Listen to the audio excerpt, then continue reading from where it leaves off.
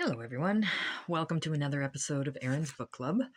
I have another book review to do today, and this one is strange. So, the book review I have to do today is The Island Stallion Races by Walter Farley. And before I begin, this is not going to be spoiler free, so if you want to find out, excuse me, what the ending of the book is and everything else, without spoilers, read it and come back. That being said, I also have to say that I read this book directly after reading two very good 5-star books in a row. So I came into this book probably with a book high from the other ones. I read the back of the book, and there was a mention of this was Walter Farley's first attempt at science fiction. And let me first say, I think that it's great that authors try different genres. I think it's wonderful that they try new and interesting things. I really do. I am so angry that he did it here. I why he would do it in the middle of a series. Like, this is, I think, book 6 of the Black Stallion series. And in my opinion, it was a cheat. It was a 100% cheat, because he's got this stallion that is very much like the Black, very wild, lives on an island that nobody knows about. And now he wants this stallion to race against other horses so that we can read the, basically cookie cutter race of like the Black, only with the red. And the biggest thing is, if nobody knows about this island, and the island is so hard to get to, how do you then get this horse off the island? How do you get the horse able to compete in a race with other race horses? And how do you make it believable? And his answer was aliens. And don't get me wrong, he wrote these aliens. At first I was annoyed, but he wrote them well, and the aliens' motive, the aliens being a species that just wants to tour the Earth like us tourists going to Florida, is an interesting concept, and he made it believable. But in my opinion, it's a cheat.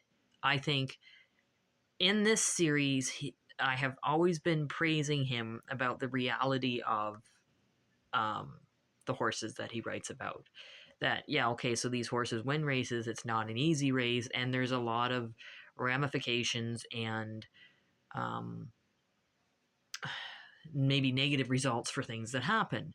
Like in the other book where the Black Stallion stud is murdered.